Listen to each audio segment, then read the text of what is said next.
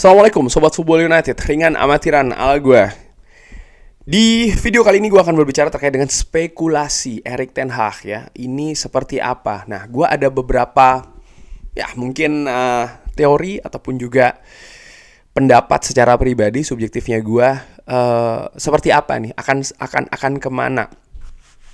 Seperti yang gue sebutkan sebelumnya, dari situasi 50-50, 50-50 sekarang menjadi 20-80. Namun ini sudah hari plus 4 ya ketika gue bikin video ini. Dari final disebutkan memang dalam pekan ini akan keluar ya rekomendasi tentang Erik ten Hag, keputusannya akan seperti apa. Lalu bagaimana disebutkan juga Manchester United sudah mau menemui perwakilan dari calon manajer yang kabarnya diincar ya. Ada calon dari perwakilan dari Thomas Frank, ada dari Pochettino, dari Thomas Tuchel katanya, dan dari Kieran McKenna. Dan Kieran McKenna kabarnya sudah sepakat ya kan dengan Ipswich, jadi dicoret dari situ. Sementara nama lain seperti De Zerbi pun juga ada. Gareth Southgate disebutkan. Gue sempat membaca di Twitter bahwa Ineos ini juga melihat ke Gareth Southgate karena mereka memiliki konsep mereka ingin Manchester United ini dilatih oleh unsur dari Inggris ya kan. Jadi memang mungkin dari sisi nasionalisme dari seorang Sir Jim Ratcliffe mungkin ya menurut gue, tapi ini masih rumor pada saat itu ya. Gue juga belum bisa mendapatkan konfirmasi betul apakah itu memang akurat atau tidak, tapi namanya kan tetap beredar di sana. Dan dari situasi tersebut, kalau gue lihat di komentar dari Sobat Football United ataupun fans Manchester United secara luas, rata-rata tidak puas, rata-rata tidak satu suara dengan calon-calon tersebut ya, dengan nama-nama tersebut, dengan kompetensi-kompetensi yang mereka lakukan di tim saat ini ataupun tim sebelumnya. Banyak yang tidak teryakinkan, lalu menyebutlah nama-nama yang sebenarnya tidak ada di daftar nama-nama tadi ya, artinya calon-calon itu. Seperti kayak Zinedine Zidane, jelas tidak ada. Hansi Flick sudah jelas ke Barcelona, dan nama-nama lainnya. Termasuk juga Ole Gunnar Solskjaer yang memang dari awal tidak pernah disinggung. Dan menurut gue itu memang di luar dari, dalam tanda kutip, lingkaran calon-calon yang disiapkan. Nah, sekarang akankah memang Erik ten Hag ini dipecat lalu digantikan oleh nama-nama tersebut, atau memang skenario-nya berbeda nih? Erik ten Hag akan diberikan waktu. Gue melihat seperti ini. Nomor 1, semakin lama Ineos membuat keputusan, semakin sulit Manchester United menghadapi musim depan. Dimana musim depan menurut gue musim dimana Ineos ingin menunjukkan kepada fans gebrakan yang mereka perbuat, yang mereka lakukan ya, dengan membawa sesuatu yang lebih positif dibanding musim ini atau musim sebelumnya. Mereka menurut gue mengincar posisi di Liga Champions. Mereka ingin supaya 2 musim lagi Manchester United berada di Liga Champions, itu jelas ya. Selain juga bisa memberikan sesuatu yang positif kepada fans, mengembalikan Manchester United ke habitatnya di Champions League, juga dari sisi income. Jadi target utamanya nanti ada di sana. Lalu nomor 2, mereka juga ingin tetap Manchester United mendapatkan trofi. Karena kalau ini yang terjadi ya, ini merupakan catatan yang bagus di setengah periode pertama, katakanlah demikian. Ada trofi Piala FA, lalu setelahnya dengan manajemen yang baru yang mereka tunjuk, ada trofi lagi. Mereka ingin dilihat sebagai pembawa kesuksesan di Manchester United. Jelas kan itu. Di samping hal-hal lain seperti kayak stadion dan lain-lain. Jadi menurut gue memang tujuannya nanti ada 2. Liga Champions dan juga trofi. Nah, ini kan butuh persiapan. Dan semakin lama mereka menentukan ini, semakin sempit masa persiapan tersebut. Di mana tim-tim lain sudah memulainya. Paling tidak mereka sudah pasti dengan pelatih-pelatih untuk musim depan. Liverpool jelas sudah menunjuk Arne Slot. Arsenal menurut gue sekarang mereka sudah konsentrasi terkait dengan skuadnya. Siapa yang akan didatangkan, siapa yang akan dilepas. Manchester City jelas juga demikian.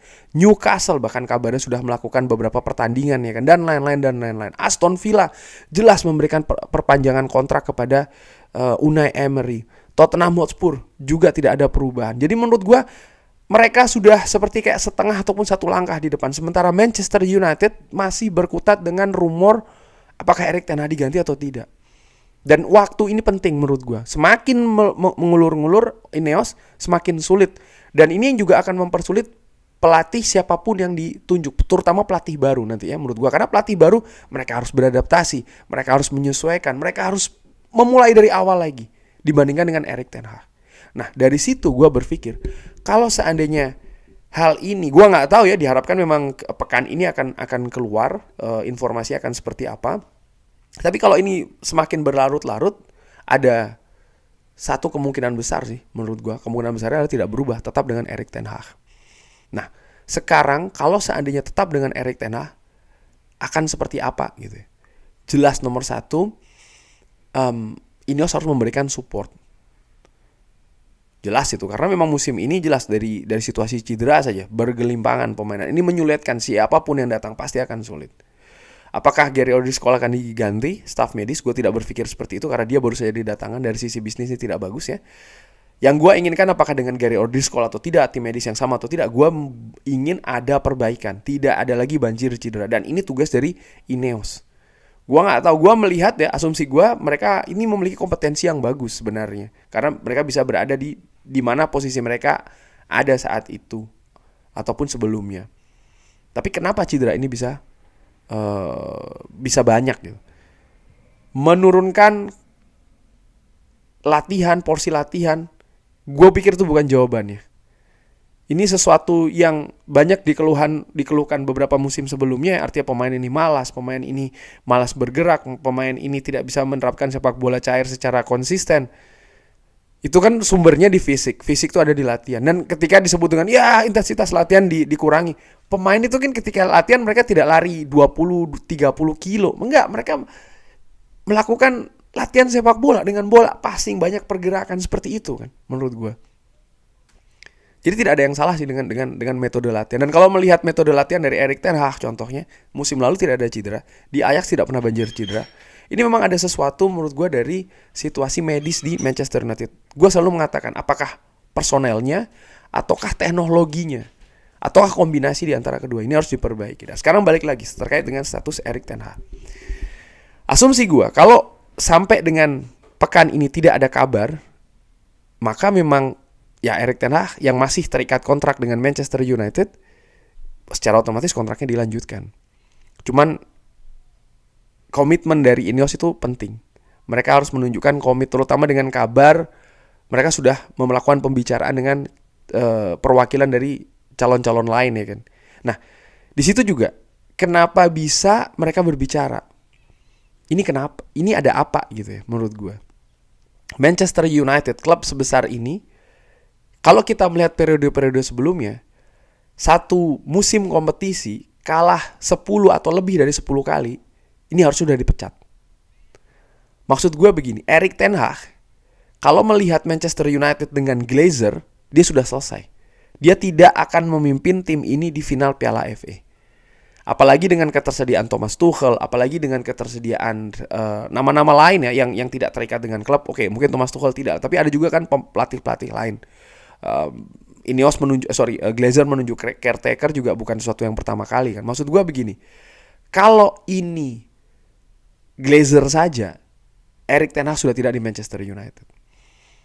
Yang gue masih bingung adalah kenapa bisa kok dia masih ada di Manchester United dengan hasil yang super buruk ini di Liga terutama ya, dan juga Liga Champions katakanlah demikian.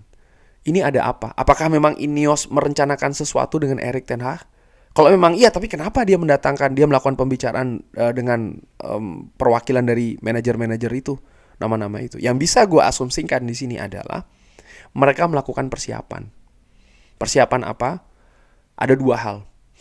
Nomor satu, kalau mereka di tengah jalan akan menghentikan Erik ten Hag, let's say di bulan Desember, mereka tidak ingin memulai sesuatu dari nol di sana. Artinya mereka ketika ingin memecat baru mereka sibuk ya mencari gantinya. Mereka nampaknya sudah mulai dari sangat-sangat awal nih, dengan mungkin memberikan gambaran kepada calon-calon yang dituju, dengan harapan ya mereka juga bersiap gitu. Tapi tentu saja tidak ada hal yang pasti ya, karena seperti kayak pelatih-pelatih yang lain, mungkin ada yang langsung ingin melatih klub baru juga kan, mungkin ada yang ingin kita lihat sampai Desember seperti apa, itu bisa saja terjadi. Jadi ada antisipasi di sana. Nomor 2, antisipasi kalau seandainya Erik ten Hag yang tidak mau dengan Ineos, itu kan bisa juga terjadi. Dan kalau itu yang memang kejadian, maka setahu gua ya, Manchester United tidak perlu membayar kompensasi karena Erik ten Hag yang mengundurkan diri. Berbeda tentu saja ketika memang Erik ten Hag yang dipecat oleh Ineos. Nah, dari situ gua berpikir, yang mana ini ya situasinya. Dan kalau gua rangkum dari hal-hal yang gua sebutkan tadi, nampaknya situasinya saat ini ya sudah bukan lagi 20-80. Nampaknya memang sesuatu ini bergulir lebih besar lagi. Mungkin situasinya sekarang sudah 40-60 sih menurut gue untuk kemungkinan Erik ten Hag ini stay di musim depan. Di musim depan yang menurut gue akan menjadi penentuan betul dari nasib seorang Erik ten Hag. Yang harus diperhatikan oleh Ineos adalah begini. Musim depan ketika Erik ten Hag memang dipercaya, Erik ten Hag masuk ke musim terakhirnya loh. Erik ten Hag sudah menunjukkan komitmennya musim ini. Dengan situasi yang tidak pasti, dia menolak Ajax dan juga Bayern Munchen. Dia menunjukkan komitmen yang besar kepada Manchester United. Sekarang tinggal Ineos nih. Ketika memang Erik ten Hag diberikan kesempatan, apakah diberikan kejelasan juga terkait dengan masa depannya? Ini penting. Aston Villa jelas. Memang Aston Villa berprestasi ya musim ini, tapi mereka tidak menunggu lebih lama lagi untuk memberikan support berupa kontrak baru kepada Unai Emery. Dan menurut gua Manchester United, Ineos harusnya juga melakukan hal tersebut. Di musim ini, di musim panas ini, enggak menurut gua. Mungkin nanti penentuannya ada di sekitar bulan November Desember. Menurut gua secara dengan amatiran, kalau memang Erik ten Hag selamat, katakanlah demikian ya,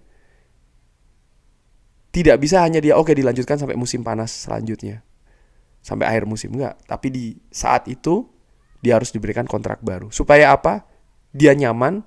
Dan kalau bekerja itu dengan nyaman, maka hasil diharapkan juga bisa lebih maksimal. Dan menurut gue itu jauh lebih fair. Tapi sebaliknya, ketika memang dia tidak perform, ya mungkin dipecat. Seperti itu sih menurut gue. Tapi kita lihat saja akan seperti apa. Bagaimana menurut Sobat Football United? Seperti biasa, drop di kolom komen. Terima kasih sudah menyaksikan. Jangan lupa like, subscribe. Wassalamualaikum warahmatullahi wabarakatuh. Thank you.